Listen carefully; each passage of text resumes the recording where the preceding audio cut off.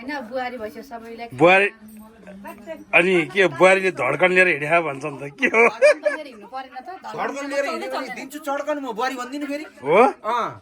अनि त्यस्तो हो नि त मलाई त्यति है धड्कन अलि ढड्किरहेछ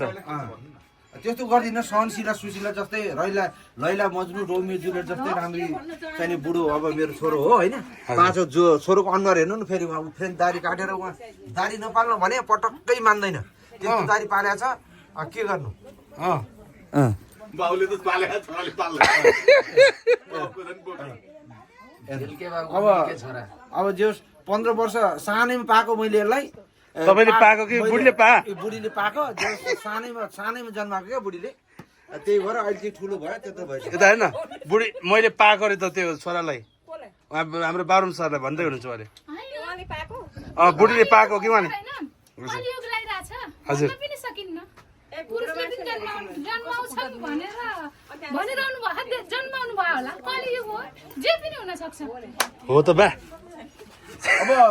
कलियुग त हो अब कलियुग हो भन्दैमा अब यो अमला खा जस्तो चाहिँ हुँदैन होइन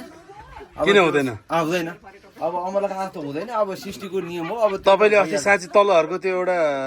लामकानेको छोरीलाई अमला लहर दिए अरे हो अहिले बोटामा फल्याएको थियो लहर दिएँ मैले दिनुभयो त्यो पनि घरमा कोही नभएको बेलामा होइन कोही त त्यो सबै त्यसका बुवा आमा सबैजना थिए लटरमै बोटभरि छ बुवा आमा त सबैजना थिए तर मेला गएको थियो अरे नि त अनि छोरी मात्र घरमा थिए